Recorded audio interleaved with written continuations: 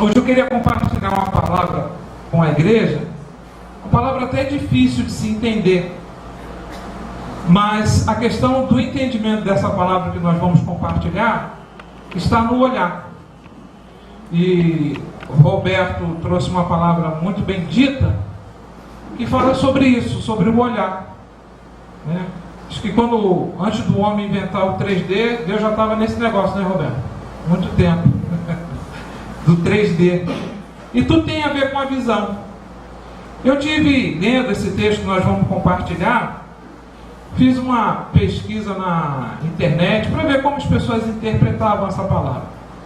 E eu vi assim muitos olhares equivocados sobre a palavra que nós vamos compartilhar. E tudo na nossa vida começa no olhar. E eu vi isso alguns anos atrás, quando eu dava aula de informática. Como o olhar equivocado não percebe, não enxerga o real problema e a real realidade da situação.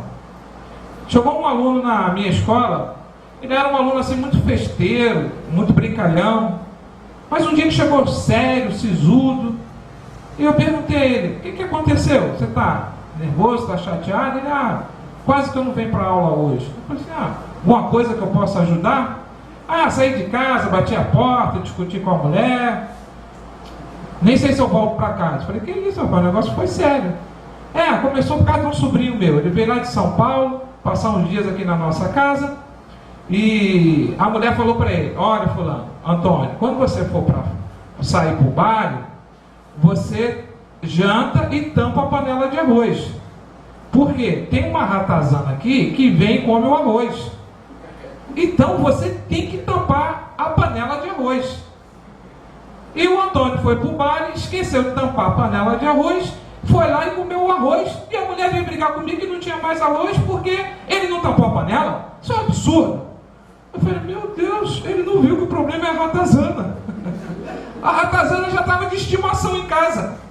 O problema todo que ele enxergou foi a falta da tampa da panela. A ratazana está tranquilo, já é de casa, e em nenhum momento ele deu queixa da ratazana. Já era doméstica a ratazana. Então, como assim o olhar não percebe aonde está o problema? Como o olhar não consegue ver aonde é o foco que emana todo o mal, né? Então, a questão nossa está no olhar. Porque se nós não tivermos o olhar ao qual o Roberto falou aqui do 3D, nós vamos achar que o problema é a tampa da panela e não é a ratazana. E vamos focar sempre em resolver a tampa da panela, enquanto a ratazana cresce, procria e se estabelece na casa. E quando a gente vai ver, a casa já está toda infestada de ratos. Abra sua Bíblia aí no livro de Lucas.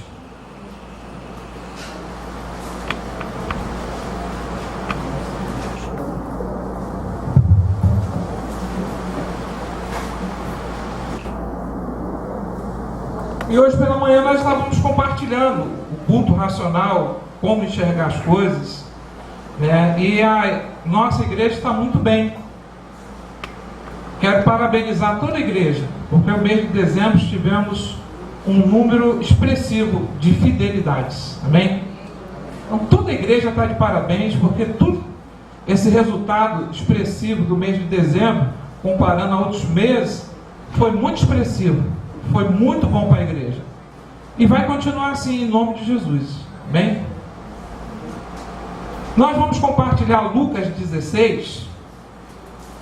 Mas para entender um pouco Lucas 16, é preciso também entender o capítulo anterior. E no capítulo anterior nós temos as parábolas. Temos a parábola da ovelha perdida, a parábola da dracma perdida e a parábola do filho pródigo. Aqui são as parábolas dos perdidos. Todo mundo aqui estava perdido. A ovelha era um valor que estava dentro, e o valor que estava dentro foi embora. E assim também acontece na nossa vida. Há valores dentro de nós que são perdidos e precisam ser resgatados esses valores. Na questão da dracma, é um valor que foi perdido dentro. E no decorrer da vida, nós perdemos valores que estão dentro de nós, que são inerentes a nós, e nós perdemos esses valores. E depois, para fechar tudo isso, vem a parábola do filho pródigo, que aí Jesus junta tudo e mostra os valores do filho que se perdeu dentro de casa e o filho que perdeu o valor fora de casa. O perdeu dentro de casa perdeu o valor do relacionamento com o pai. E o que foi embora perdeu o valor do relacionamento com o pai. Um estava dentro e não se relacionou com o pai, e um foi para fora e não pôde se relacionar com o pai. Aí vem Deus, agrega os dois rapazes e recupera os valores de dentro e recupera os valores de fora. Isso em tempo de paz. Mas aqui na parábola de Lucas 16, algumas coisas aqui que parecem destoar do que nós conhecemos. Então vamos ler a partir do versículo 1. Disse Jesus também aos seus discípulos: havia um homem rico que tinha um administrador, e este lhe foi denunciado como quem estava a defraudar seus bens. Então, mandando-o chamar, lhe disse: que é isso que ouço a teu respeito?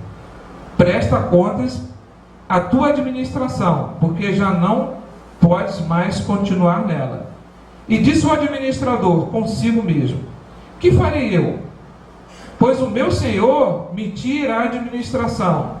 Trabalhar na terra não posso. Também de mendigar tenho vergonha.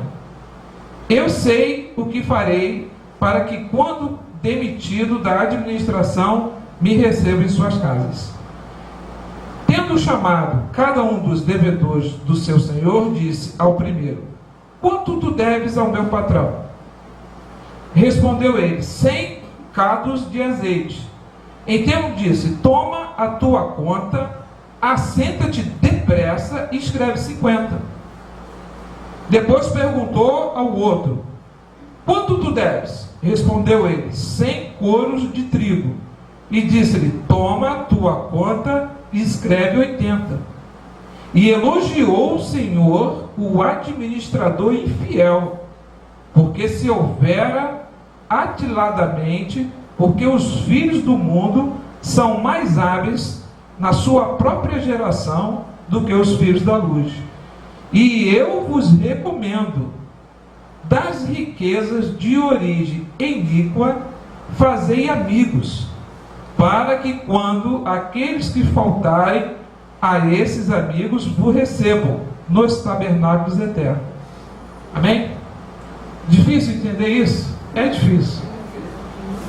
Nem parece que é Bíblia. Nem parece que é Jesus. Aqui parece que nada está familiarizado com o que a gente costuma ver. Aqui tem um patrão que é enganado, tem um funcionário que engana. Esse funcionário que engana chama os clientes da empresa, faz um conchavo com eles, bola uma situação para enganar o patrão. Aí o administrador infiel faz um conchavo com os clientes da empresa, pega a contabilidade, frauda a contabilidade, mostra a contabilidade fraudada. Aí depois, para espanto geral de todos, o dono da empresa fala assim: poxa, que bacana, hein? Ninguém nunca me enganou tão bem. Ficou satisfeito de ser enganado. Poxa, rapaz foi lá, alterou a contabilidade. E tá bom, gostei de ver isso. Aí, para espanto de todos, Jesus também chega no cenário. Poxa, rapaz aí é show de bola, hein? Enganou todo mundo. Olha, segue o exemplo dele, hein? Foi lá, enganou o patrão, fez um conchavo lá com os clientes da empresa. E os filhos da luz, das trevas, são mais hábeis na sua geração do que os filhos da luz. Parece que o patrão ficou satisfeito de ser enganado. Jesus viu essa bagunça toda aqui, elogiou. E o pessoal, os clientes da empresa que entraram ali naquele esquema, acabou todo mundo indo para o céu. para complicar mais ainda, porque ele diz aqui que vos recomendo, versículo 9, que das riquezas de origem iníquas tirai bom proveito. Quando esses amigos vos faltarem, vos recebam nos tabernáculos eternos. Então o pessoal que participou aqui da fraude, acabou indo para o céu todo mundo. Aí, parece que aqui não é Bíblia mais, parece que aqui não é mais Jesus, parece que aqui virou uma bagunça. Aí parece que a gente está no capítulo 15, e eu escutei algumas pessoas dizendo, irmãos, esse capítulo 16 não era nem para ter, era para pular do 15 para o 17, porque aqui é uma encrenca, e de fato é. Se nós olharmos isso aqui com os olhos, sem o 3D, se olharmos isso aqui achando que o problema é a tampa da panela, a gente realmente não vai entender isso aqui. Mas aqui o problema não é a tampa da panela. O problema aqui é enxergar isso aqui como Jesus enxergou. O problema da religião, para entender isso aqui, é que a religião quer ler isso aqui a partir do conceito dela. A igreja quer ler isso aqui a partir do conceito da igreja. Mas para que eu possa entender isso aqui, eu tenho que olhar isso aqui como Jesus olhou.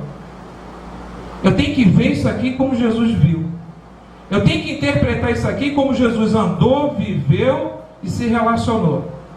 E na vida de Jesus eu encontro amor, justiça, misericórdia, fé e graça. E aqui eu tenho que achar o amor, a justiça, a fé, a misericórdia e a graça. E aqui tem tudo isso. Aqui fala do dia que nós vamos ter que prestar contas.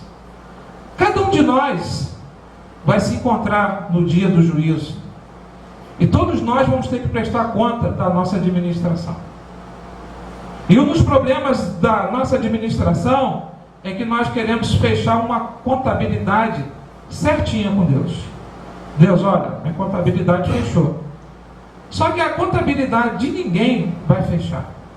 Porque todos nós somos administrador infiel. Por que eu sei que eu sou administrador infiel? Porque eu não consigo nem mesmo gerenciar a minha vida. A minha vida é cheia de ambiguidades. Eu não consigo ser a pessoa que eu quero ser. Eu luto para ser a pessoa que eu quero ser e não consigo.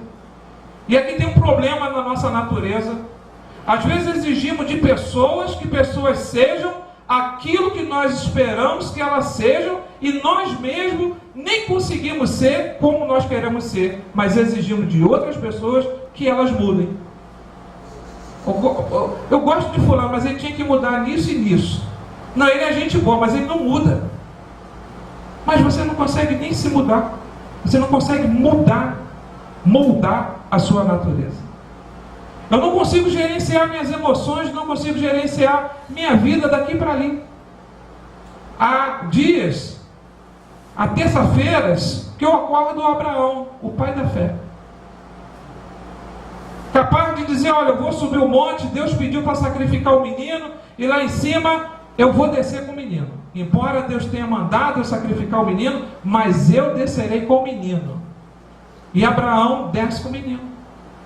Mas parece que no dia que nós acordamos Abraão, vamos dormir, no outro dia já somos Tomé.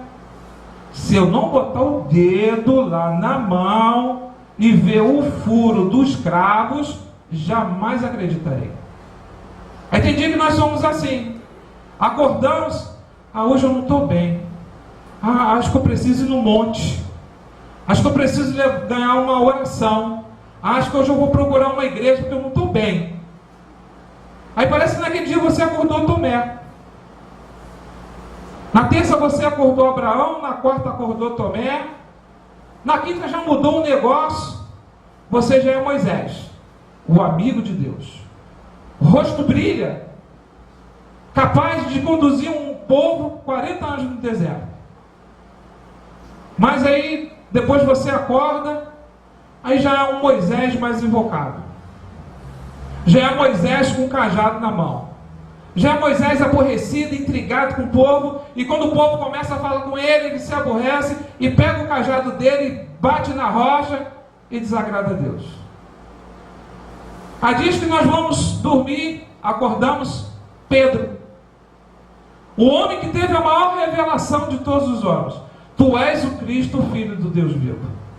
O homem que andou sobre as águas, mas que um dia acordou copiosamente porque teria traído o seu Senhor. E nós somos assim. Há segunda-feiras que nós acordamos Judas. Esquecemos tudo que aprendemos no domingo. No domingo pela manhã, no domingo à noite, acordamos na segunda-feira Judas. Se há uma piadinha suja no trabalho, eu já compartilho. Se há uma reclamação, eu também já reclamo. Estou traindo o meu Senhor quase toda segunda-feira. Somos assim, não conseguimos gerenciar a própria vida. Se nós tivéssemos que cumprir os 10 mandamentos, não conseguiríamos. Porque do ponto de vista objetivo, não terás outros deuses diante de ti. De maneira subjetiva, sempre tem um Deus diante de mim, que me rouba o tempo, que me rouba a semana, que me rouba o dia. E aquele meu trabalho às vezes é meu Deus, às vezes é um marido, às vezes é a esposa, às vezes é um filho, às vezes é uma faculdade, e aquele Deus sempre está diante de mim. E por aí vai. Então, quem é o administrador infiel aqui? Sou eu. Eu sou o administrador infiel. E qual é a conta que eu tenho que fazer para no final da história eu fechar com Deus? Esse administrador infiel, ele vê que não é capaz, que vai chegar o dia do juízo, vai chegar o dia do acerto de conta, ele não tem como prestar conta, ele não tem como acertar isso. Aí ele pensa assim: eu recebi uma graça na vertical, e essa graça que eu recebi na vertical, eu vou praticar ela na horizontal. Se meu patrão é um homem severo, também ele é um homem inteligente. E o meu patrão vai achar melhor 50% de 100 do que 100% de nada.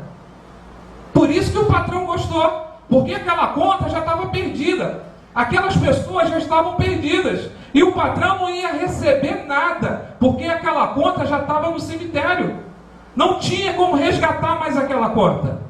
Aí o administrador infiel diz o seguinte: bom, se meu patrão confiou em mim, me deu a graça de administrar isso aqui, eu sei que ele também é perdoador, ele é misericordioso, e essa graça que eu recebi na vertical, eu vou aplicar na horizontal. Vem cá, quanto que tu me deves? Quanto que tu deve ao meu Senhor? Vem cá e presta conta. Olha, vou usar de graça e misericórdia contigo. Anota a metade. Anota a metade. Anota a metade. E o patrão olha e diz assim: olha, gostei, porque eu não ia receber nada. 100% de nada é muito ruim, é melhor 50% de 100. Por isso o patrão elogiou ele. E essa graça que ele distribuiu na horizontal, ele vai recebê-la, quando a Bíblia diz aqui que aquelas pessoas vão receber esse administrador lá no céu, é pela seguinte situação que eu vou te contar. De amizades iníquas, tirai bom proveito. Existe uma diferença entre você tirar proveito e você se aproveitar. Aqui a Bíblia, Jesus não está mandando você se aproveitar, está mandando você tirar proveito. Eu vou te dar um exemplo disso. Eu conheci um rapaz, e ele é chamado Pai de Santo. E ele me convidou para orar pelo pai dele. Eu falei, não, vamos lá. Ele está lá em casa. Aí eu fui lá com ele. Chegando lá, o pai dele estava me esperando dentro do centro. Aí eu olhei ali, ele é aqui. Abriu aquela porta cheia daquelas imagens, cheia de feitiçaria, coisa suja, e o pai dele sentado me esperando. E eu orei por ele, conversei com ele, com o pai, com o filho, falei do amor de Jesus para ele, e aquele senhor, depois de algum tempo, ele morreu. Mas esse rapaz que é pai de santo, segundo aqui ele é um iníquo, eu me eu tirei proveito daquela amizade para chegar e falar do Evangelho para ele e para o pai dele. E sabe o que é que pode acontecer pela fé? No dia do juízo, o pai desse rapaz está lá nos tabernáculos eternos me esperando para dizer: olha, a graça que você recebeu na vertical, você me deu na horizontal, e por essa graça que você passou para mim na horizontal, hoje eu estou aqui para te receber nos tabernáculos eternos. Jesus não manda ninguém se aproveitar da situação. Jesus manda tirar proveito da situação. Se eu fosse um religioso, por saber que aquele rapaz, ele é um pai de santo, eu não queria amizade com ele. Mas eu falei, aqui eu posso tirar proveito dessa situação. E hoje foi muito gratificante. Eu vinha pela rua, né? E na calçada vinha uma pessoa ao meu encontro. E quem era? Esse rapaz. Quando ele me viu, ele me deu um abraço. Não foi, Alvin? Caloroso.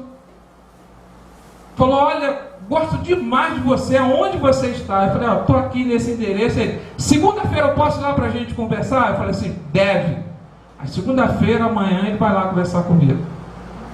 E eu tenho certeza que dessa amizade iníqua, vou tirar bom proveito para espalhar para ele, conceder a ele a graça de Deus, para que ele me receba nos tabernáculos eternos.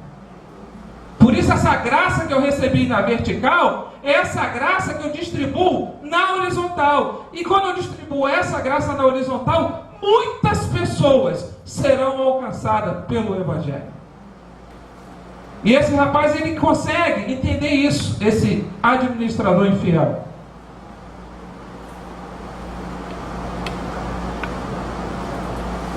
Por isso que Jesus olha e diz, olha, agiu bem. Vai e faz isso, vai e segue esse exemplo. Aqui em nenhum momento há uma situação pejorativa. Nos versos 1 diz assim, disse Jesus também aos seus discípulos, havendo um homem rico que tinha um administrador, a este foi denunciado. Foi uma denúncia que estava a defraudar, Então, mandando chamar, lhe disse, que é isto que eu ouço a teu respeito? Não haveria nada comprovado aqui.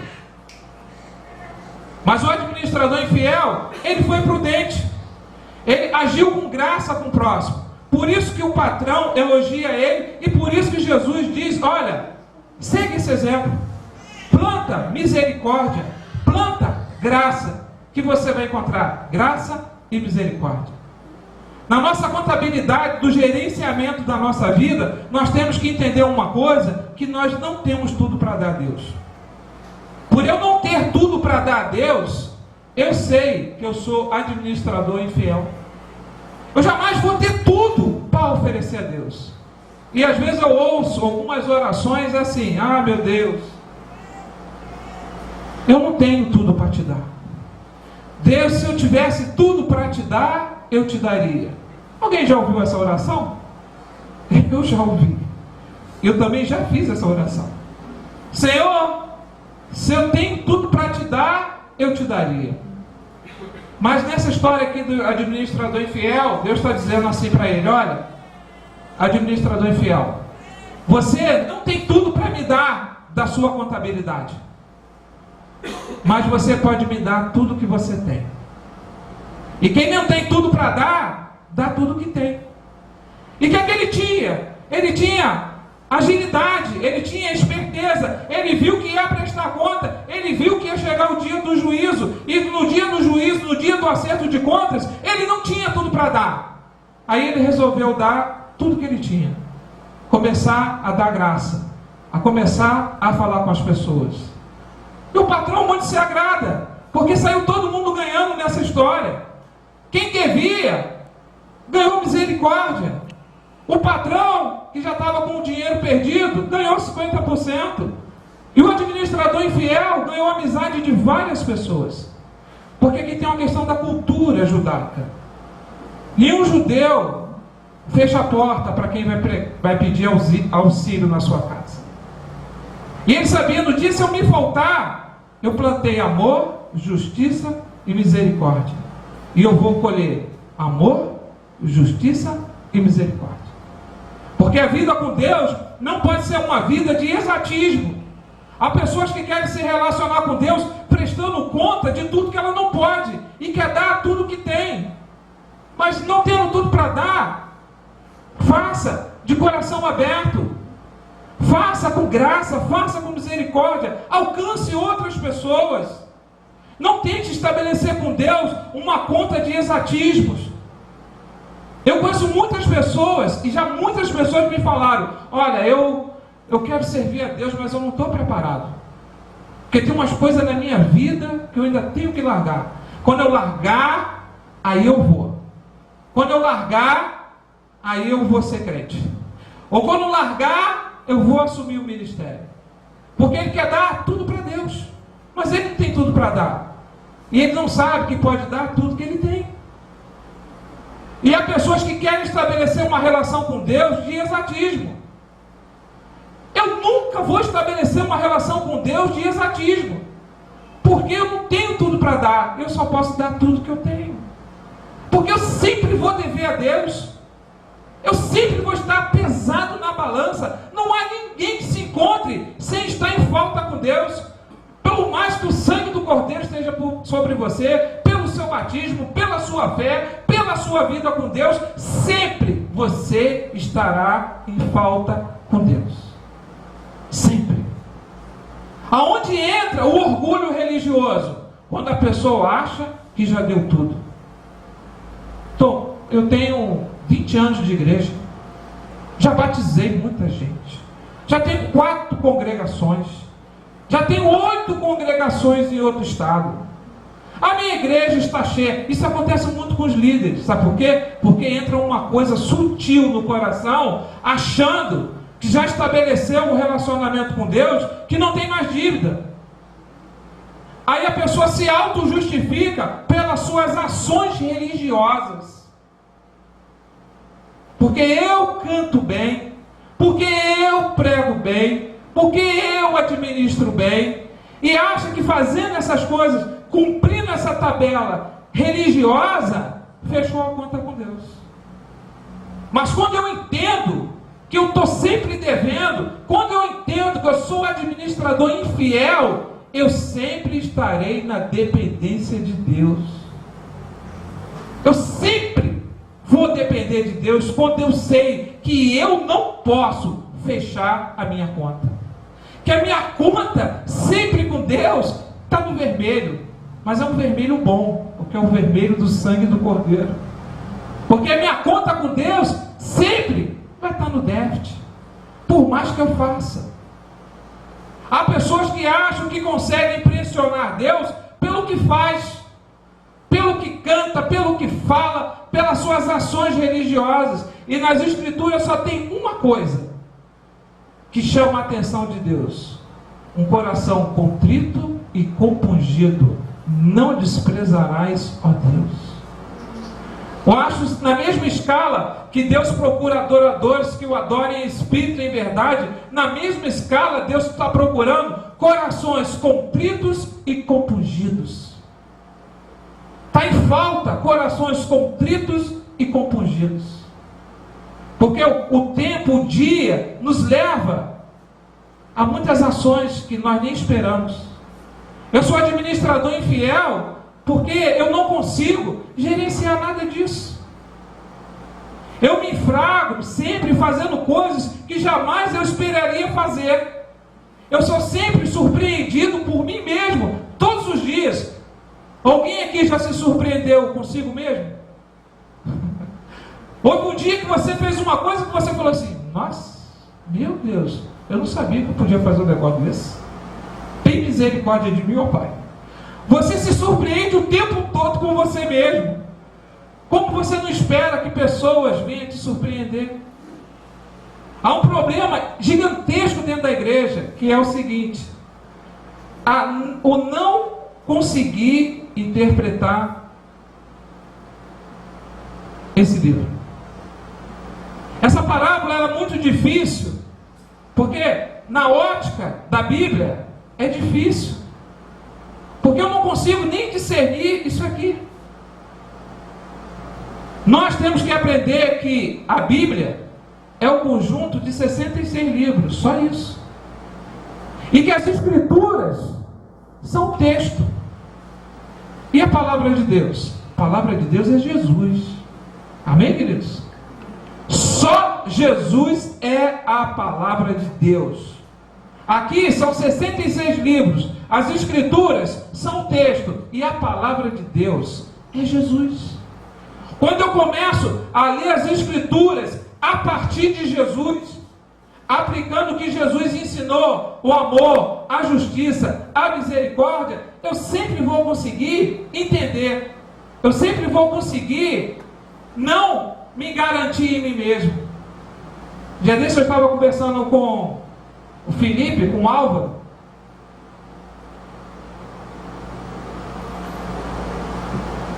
E nós estávamos falando assim, olha, na hora de pregar, parece que dá uma tremedeira nas pernas. Né, Roberto? Parece que dá uma tremedeira nas pernas, né, Álvaro? Né, Felipe? Que a responsabilidade é grande. Quando dá essa tremedeira nas pernas, o chamado friozinho na barriga, dê glória a Deus, aleluia. Sabe por quê? Você não está se garantindo em você mesmo. Você está se garantindo em Deus. Que é Deus que te sustenta. Não dá, irmão, uma tremedeira? Por quê? Quando dá essa tremedeira, é porque é bom. Porque você está vindo aqui em nome do Pai, do Filho e do Espírito Santo. Porque você não se garante nas suas próprias ações. Eu tenho orgulho de saber que eu sou administrador infiel. E isso vai me salvar para sempre. Porque eu aprendi que eu não tenho tudo para dar. Eu vou dar tudo que eu tenho. Eu aprendi que a misericórdia, a graça, o amor que eu recebi na vertical, eu tenho que aplicar na horizontal. A graça que eu recebi de Jesus é a graça que eu também aplico dentro da minha casa, com meus filhos, com a minha mulher. Essa graça que tem que ser aplicada em todo o tempo, a todo momento. E às vezes nós não queremos agir pela graça, porque achamos que a nossa contabilidade fechou, porque achamos que porque pregamos, porque falamos, e muitos porque são pastores, detêm a verdade. Pastores são irmãos. Amém, queridos?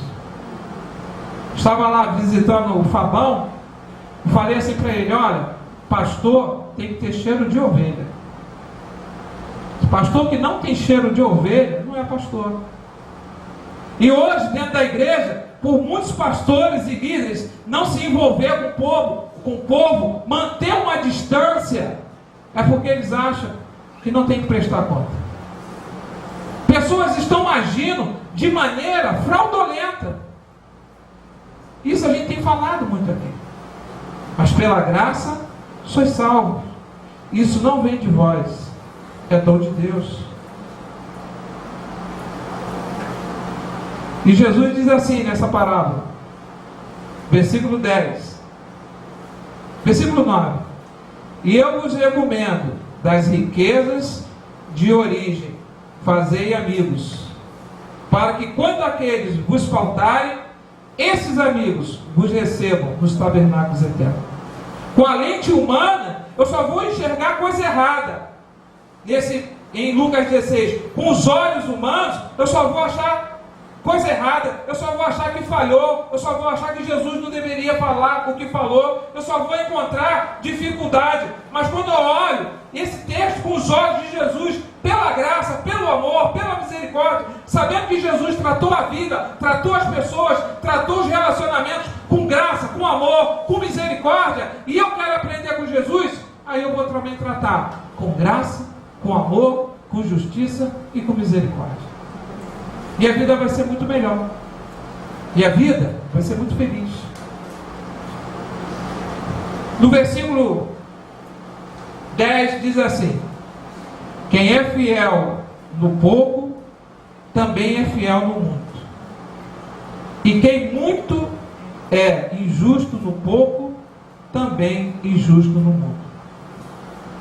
Uma das grandes dificuldades da igreja é ser fiel no pouco. Porque tem no seu coração uma ambição estabelecida pelo muito. E não consegue honrar o pouco que se deu. Não consegue honrar aquilo que lhe foi dado. Porque há uma ambição no coração desenfreada pelo muito. E esse cidadão aqui, o administrador infiel, ele conseguiu entender, se ele fosse fiel naquilo que ele tinha em mão para negociar, ele pelo muito seria acrescentado. E ele foi infiel naquilo que foi confiado a ele, mas ele conseguiu virar o jogo, ele conseguiu virar a mesa, ele conseguiu mudar o itinerário de tudo que estava de maneira equivocada a acontecer com ele. Aí ele começa a ver a vida de uma outra maneira. Ele começa a ver que se for trabalhar no exatismo, na contabilidade do toma lá e da cá, ele estaria perdido. Mas por ele não trabalhar com exatismos e por ele ser fiel naquilo que ele poderia ser, o patrão elogiou. Jesus elogiou. Que a consciência do administrador infiel seja estabelecida em nossos corações. Amém, queridos? Tenha na sua consciência, na sua concepção, que você vai morrer devedor dessa graça. Que você jamais, em tempo algum, vai conseguir ter uma contabilidade fechada com Deus. Esse patrão que você mostra aqui, ele é Deus. Sempre esperando o nosso retorno, sempre esperando nós mudarmos e ser fiel no pouco. Amém?